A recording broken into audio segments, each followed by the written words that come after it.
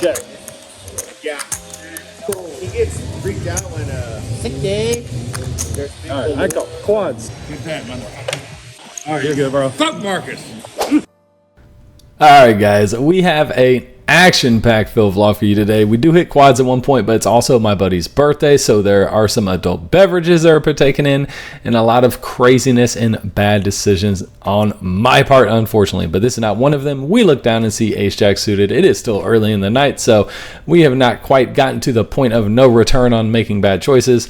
Flop comes out, and it is quite favorable. 3-9 queen, all diamonds. We flop the nuts. That's right, nut flush. Lead out for about half pot.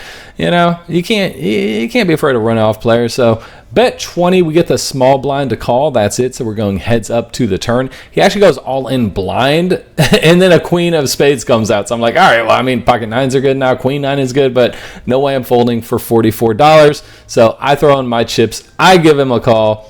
We talk about how many times we want to run it. He decides he does want to end up running it 2 times. I asked him if he has a queen. He says yes, he does. Says he has queen 10. I tell him we have the nut flush. So now we're just trying to fade any of the 10 outs or something like that he can hit to catch up. Hopefully our nut flush holds. That's a very good but bad turn for him. He went all in blind, so I guess it doesn't matter. 8 of diamonds on the river for the first run out, king of spades for the next one.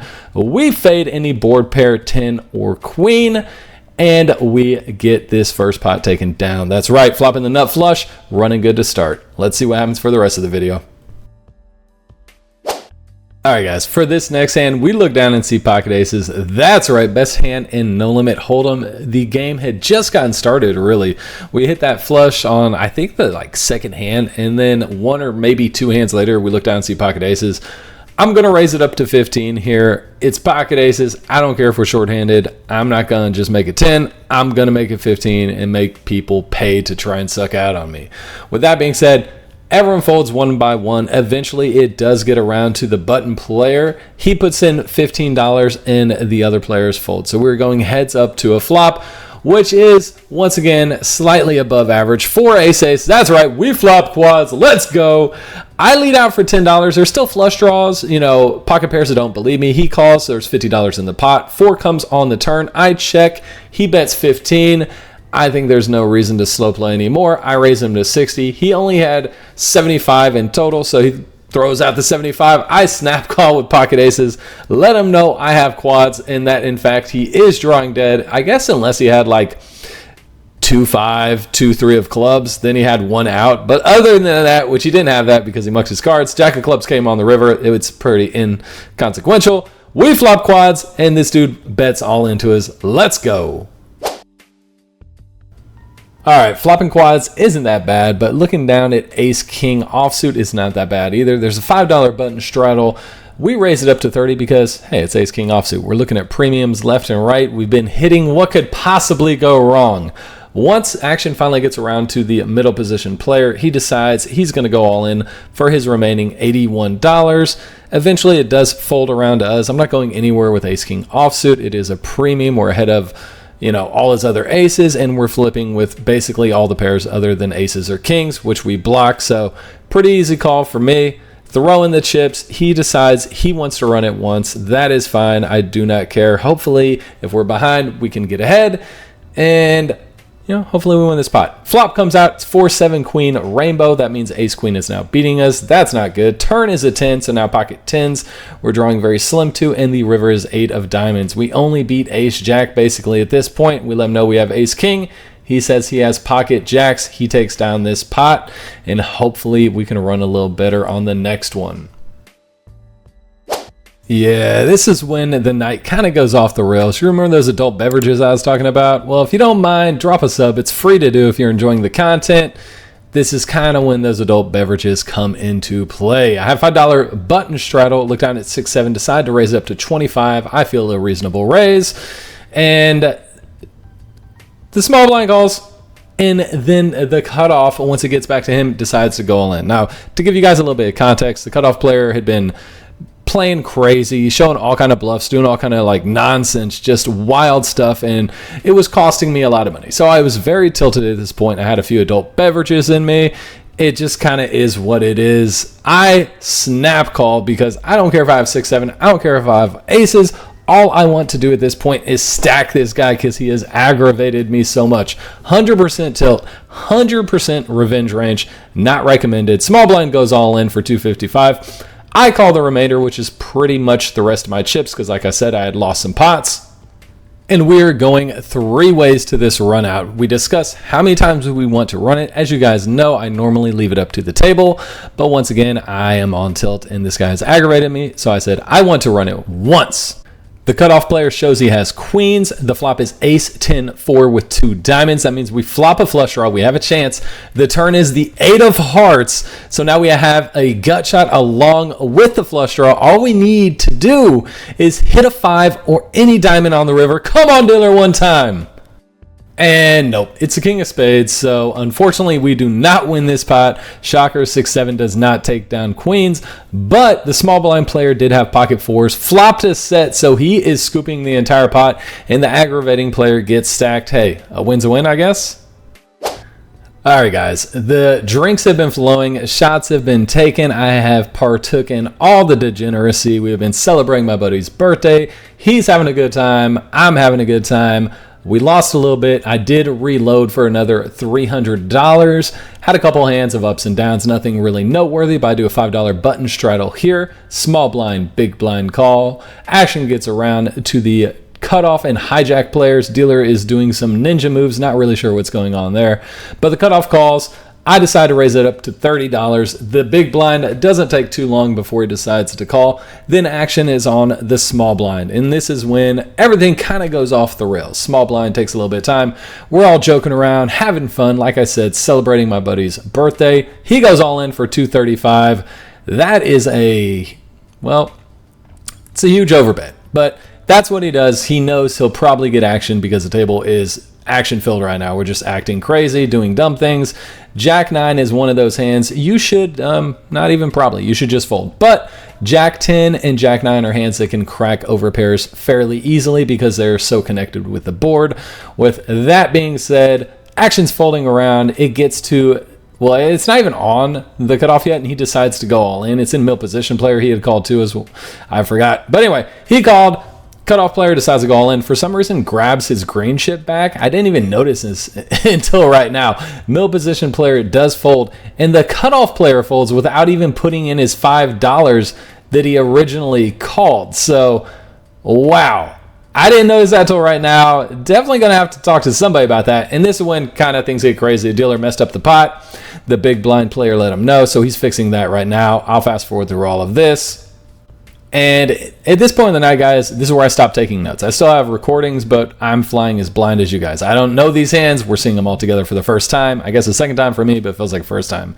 Anyways, let me know if you guys think that has an angle with a guy pulling back the $5. So we're going 3 ways to a flop. Flop comes out, and it is King 7-7. The small blind player has pocket kings. He flops a full house. We're drawing dead outside of, I guess, runner, 10-8 of diamonds. Unfortunately, they don't come. 10 of spades is on the turn, and 4 of hearts is on the river.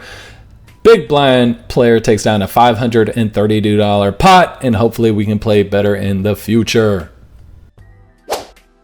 And the future is now. We look down at the premium 7-4 of spades. I slam down $10, giving it a raise. The button calls, and the small blind, who was the player with the pocket kings, decides to raise it up to $30.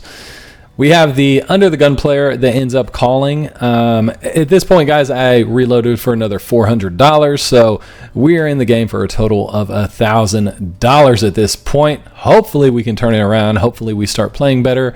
7-4 spades, not looking too good.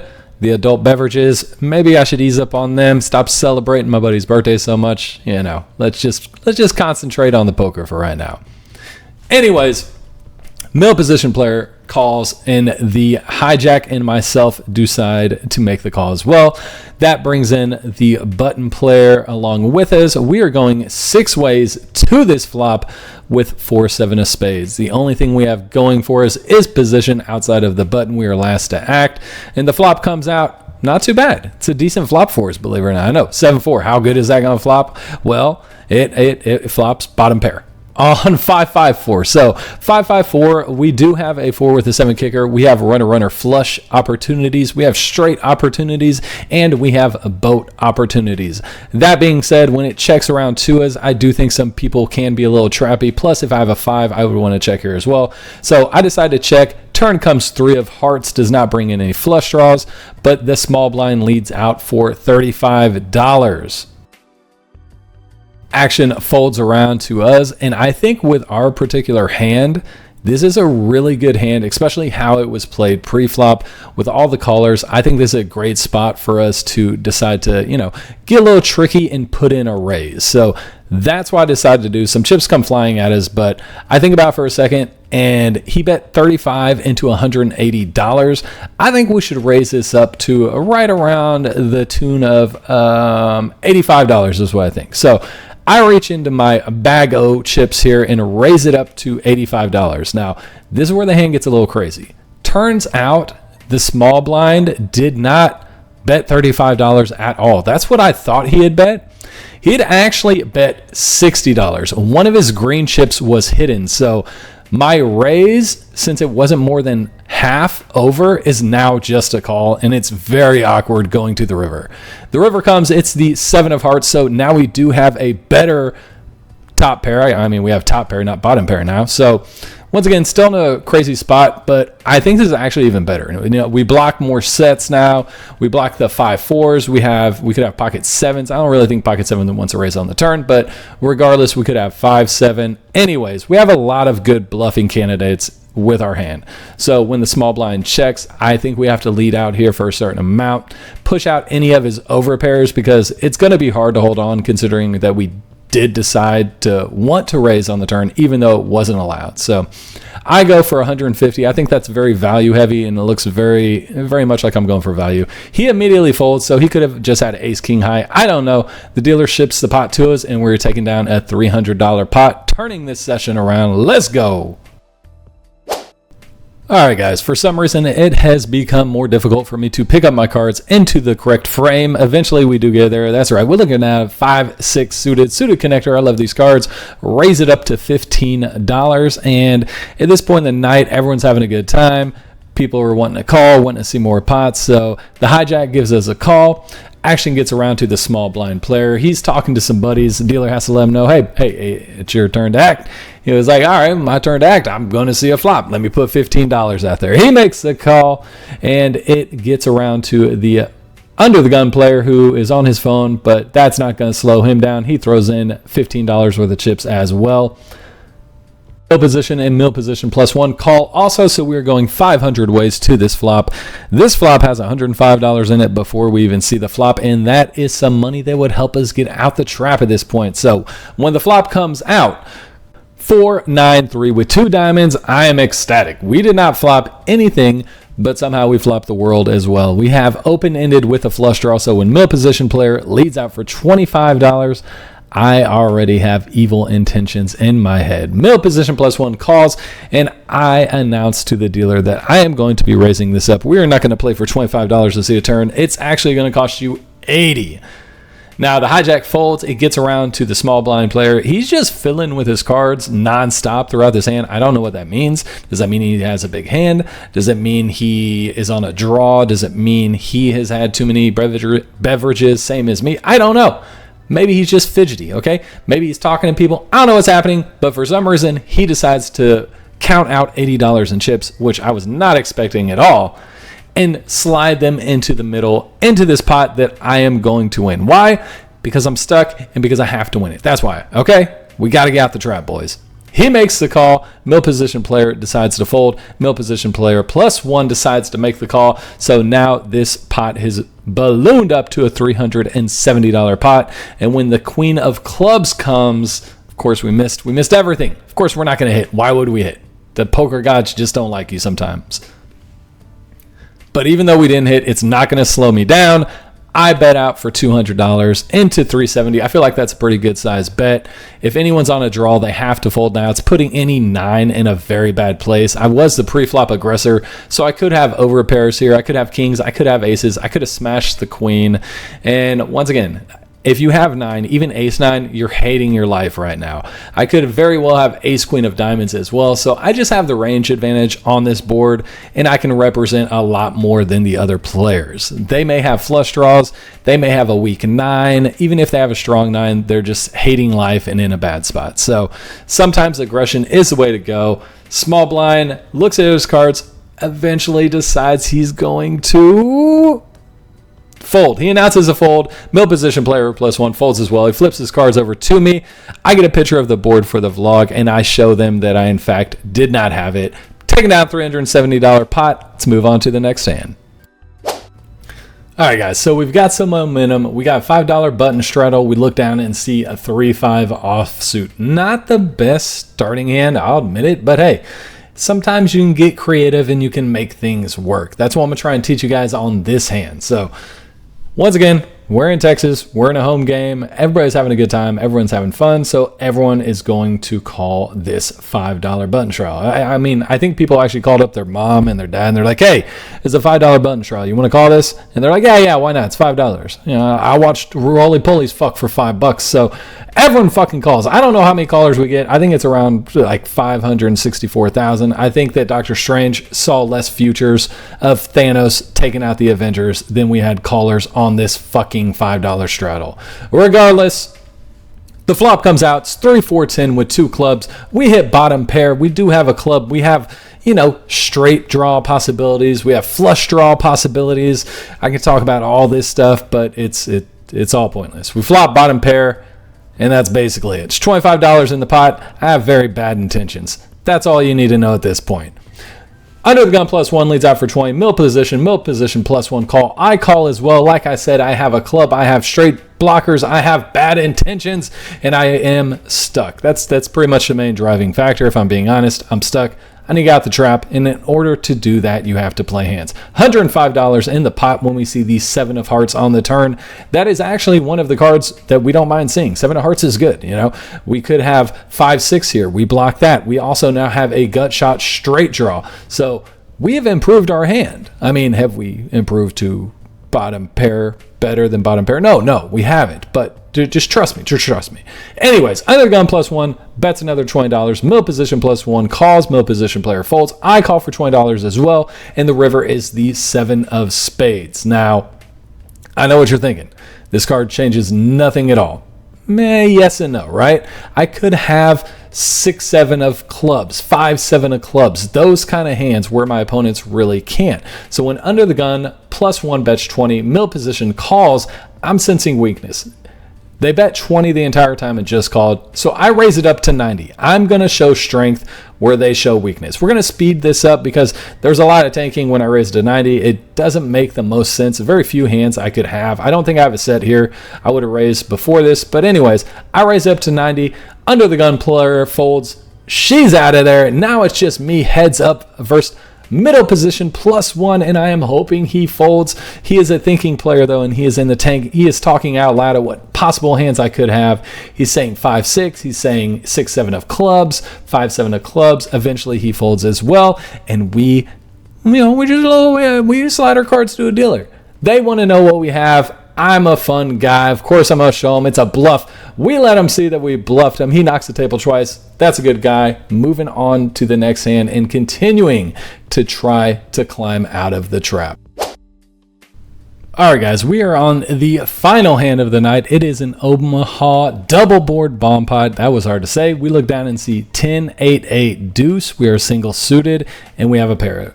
The first flop is ace deuce 7 with 2 spades, and then it's 10 jack 3 rainbow. So we have a 10 high flush on one board, and we have a pair of 10s on the other board. Not the best. We are shorthanded because it is the end of the night. Everyone has tried to head home, so there's only $25 in the pot. I pot it when action gets to me for the full 25. We get a fold. Action goes around. We do eventually end up getting at least one caller, though. And what's better than just having one caller? That's right, getting 2 callers. We are going 3 ways to the turns on this PLO bomb pot. Now, once again, it's not really the best hand. I mean, a 10 high flush isn't that good in Omaha full ring, but we're not playing full ring. We only have 5 players, and we're going 3 ways to the turns. The first turn is the queen of spades, so we bink the flush on that one. And on the other board, it is the three of diamonds. So we're pretty much dead on the three of diamonds board. We have a pair of tens. That's it. It's 99 times out of 100. Not going to be good. But our 10 high flush actually improves because we have the ace of spades out there, the queen of spades out there, and the jack of spades. So the only flush that beats us now is the king of spades. So we have essentially the second nuts on one board, and we have two pair on the other board. So, you know, it's not that great. Anyways, one of the player goes all in for his remaining $25. The other player calls, and at this point, I pot it up. I tell the dealer I want as much money in the middle as humanly possible.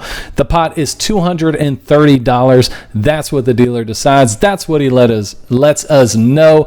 And eventually, the other player in the hand checks his cards, looks back and forth, but eventually does decide that he does not want to play for that price, and he folds his cards back to the dealer. So we're going heads up to two rivers. And the rivers aren't that bad. The first river is the actual bink. That's right, the 8 of clubs. So that gives us 8s full on one board. The other one, though, is a 7 of clubs. So now any boat does beat our flush, plus the king high flush still already beat us. But we have 8s full on one board, and we have the second nut flush on the other board. That is going to be good enough, believe it or not, to scoop this bomb pot in the final hand of the night, taking in $190, putting it in our pocket, and getting us oh so much closer to even. Now, after this roller coaster of a session, let's go the outro and see how we actually did. All right, guys, so we were in the game for 1,000, cashed out for 705. So that means we took a loss of 295. Not the best, but I appreciate you guys. We're going to be playing another game. I'm actually about to leave doing this outro to go play. Hopefully that one goes better, and hopefully you guys do well. Thanks for all love and support. Catch you guys on the next one.